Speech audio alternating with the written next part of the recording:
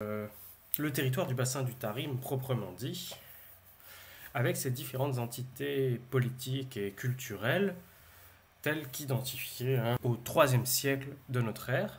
On trouve bien entendu donc la cité qui correspond à Kashgar aujourd'hui, à l'extrême ouest, donc une cité de culture Saka, apparentée aux Sogdiens, scythes, qui parlent donc cette langue nord-iranienne.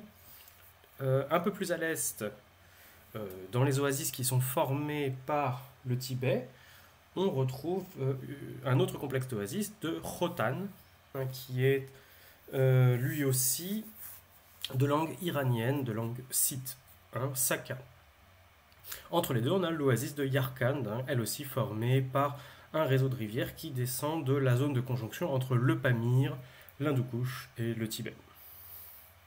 En continuant vers l'est, on se retrouve dans l'ensemble de petites oasis qui étaient sans doute beaucoup plus importantes dans l'Antiquité, d'ailleurs déjà à l'époque de la civilisation des momies, mais aussi dans l'Antiquité, et qui sont réunies sous l'appellation chinoise, dans la géographie chinoise, de Shanshan. On trouve donc un certain nombre de petites entités, notamment l'entité de Lulan, l'oasis de Turfan, autour du bassin spécifique de Turfan, qui est en dehors du bassin du Tarim techniquement.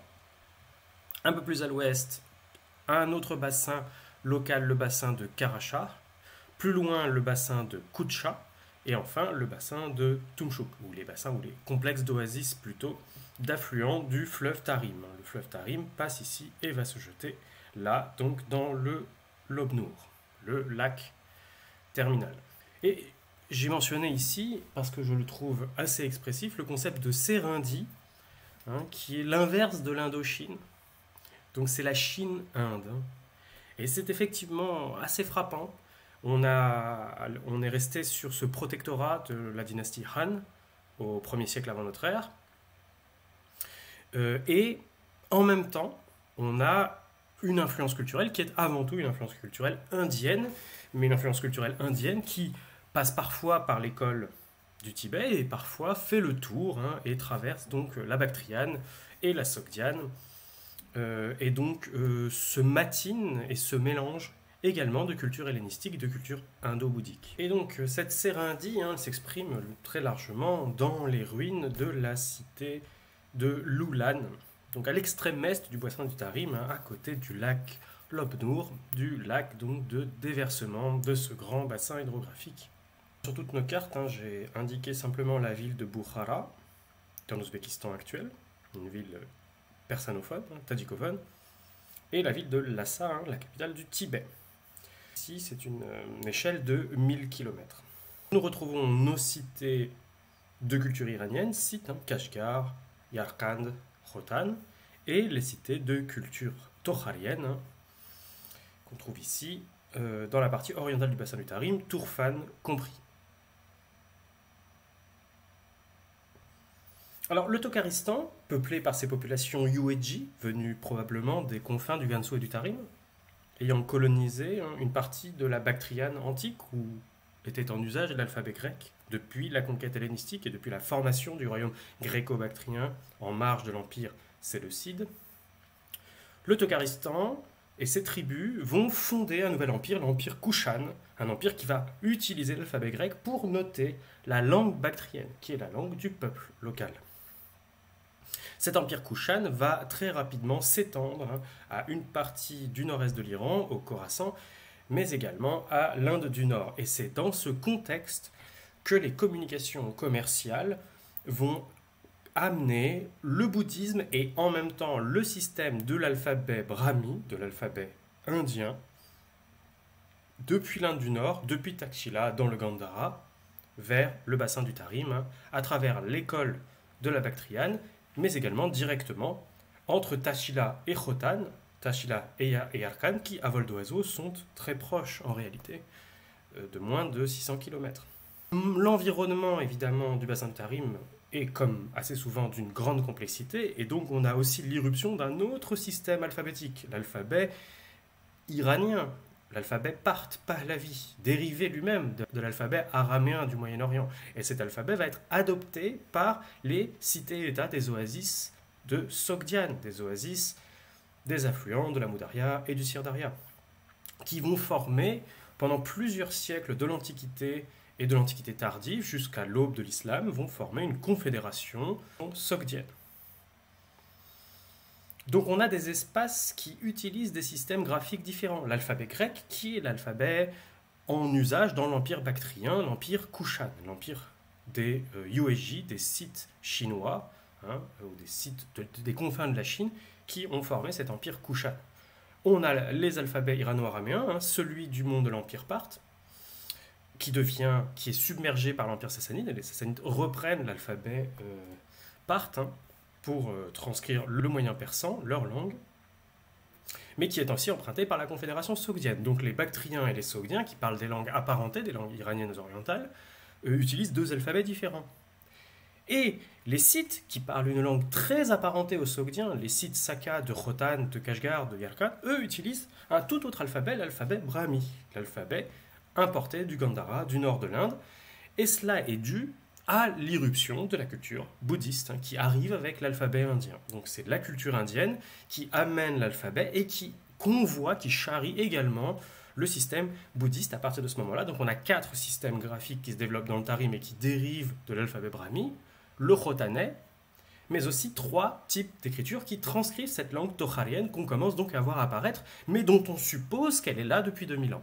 Le tokharien B, le tokharien A et le tokharien C, qui sont associés dans leur propre langue, hein, à 3 oasis principales, Kutcha, donc le Kutchi, l'alphabet ou la langue de Kutcha, l'alphabet ou la langue d'Agni, pas très loin de Turfan, et l'alphabet ou la langue de Lulan, hein, qui en tokharien C, ça se dit le Kroran, Krorani. Et puis, on a encore un autre système d'écriture, le système d'écriture à sinogramme, qui s'approche peu à peu du bassin du Tarim avec le contrôle par l'empire Han, on l'a dit, du corridor de Gansu qui devient une province, hein, et les Han sont remplacés par les Wei qui sont remplacés par les Jin dans l'Antiquité tardive.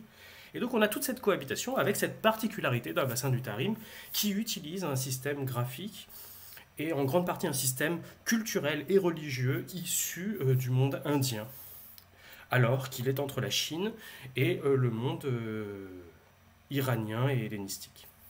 Alors, les Xiongnu ont continué à progresser vers l'ouest, et les Xiongnu se transforment à cette époque-là en ce que nous appelons les Huns. Hein, le Xiongnu devient Hun, et on en parlera un tout petit peu plus tard. Ce bouddhisme se développe donc dans le bassin du Tarim. On a par exemple des vestiges avec la stupa mort, hein, de Kashgar. Et notamment donc dans la région de Khotan, dans la région où on parle des langues iraniennes, des langues scythes.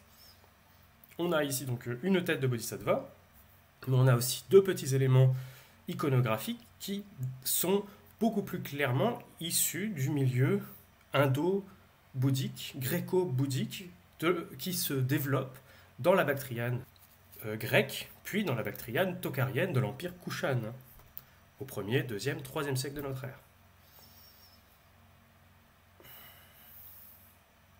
On a d'autres hauts reliefs, hein, qui montrent cette influence importante dans l'Antiquité tardive, entre le 5e et le 7e siècle de notre ère, cette influence du monde gréco-bouddhique qui se développe dans l'Empire Kushan et qui se poursuit après la chute de l'Empire Kushan, hein, lorsque les Kushan sont conquis, renversés par les Sassanides, et qu'une dynastie locale, les Kushansha, se développe, mais continue à développer le même système culturel, religieux, artistique.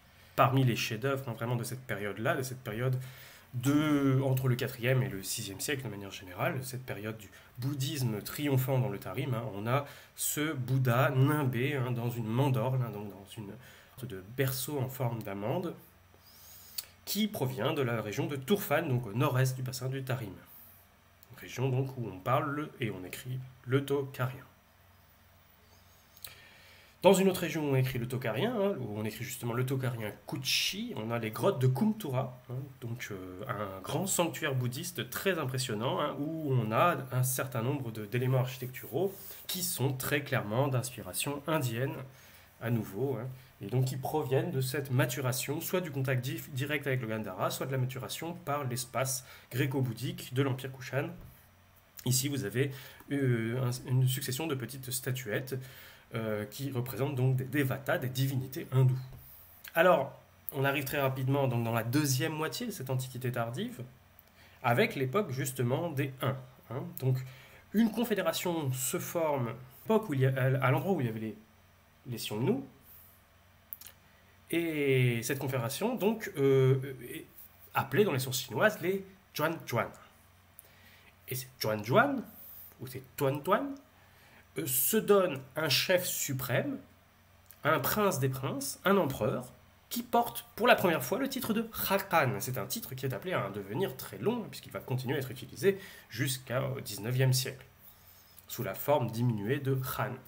Le titre de Khakan apparaît donc dans l'espace peuplé par les tribus proto-turques et proto-mongoles, et ce qui va conduire à pousser davantage encore les Xiongnu vers l'ouest, là où ils vont fédérer avec un certain nombre de groupes tribaux issus des peuples scythes nomadisants, des Sakas, des sources iraniennes et hellénistiques. Et c'est là qu'ils vont former donc le groupe des Huns, tels que nous les appelons en Occident, ou des Huns, tels qu'on trouve dans les sources iraniennes du monde d'Asie centrale. Et à nouveau, comme les Scythes avant eux, ils vont progresser vers le sud, d'abord en recouvrant la confédération sogdiane, qu'ils n'éliminent pas, mais à laquelle ils se mélangent, et un certain nombre de Huns s'installent en Sogdiane, et puis ils vont fonder l'empire Heptalite. Cet empire Heptalite va s'étendre en Bactriane, va s'étendre dans l'Hindu-Kush, va traverser l'Hindu-Kush, et va dominer même une partie de l'Inde du Nord.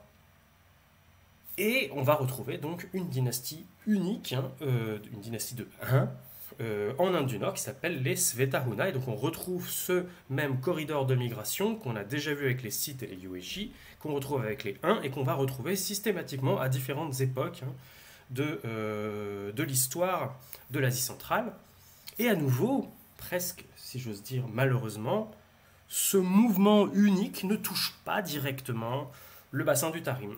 Il le touche probablement indirectement, mais il n'y a pas signe, trace d'une occupation unique, que ce soit les Kidarites, que ce soit les Kionites, que ce soit les Heftalites, que ce soit les Svetahuna. On n'a pas de trace d'une occupation unique ou d'une formation d'une principauté ou d'un empire dirigé par des Huns.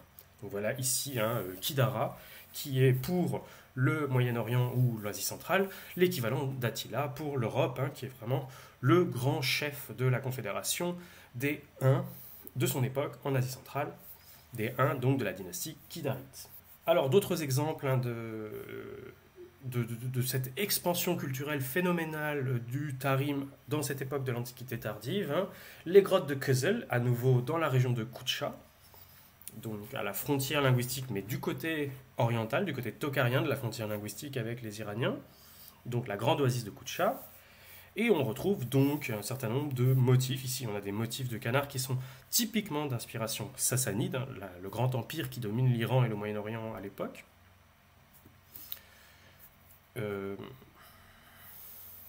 Ici, donc, on a encore d'autres motifs qui rappellent le monde sassanide avec des éléments de mythologie iranienne.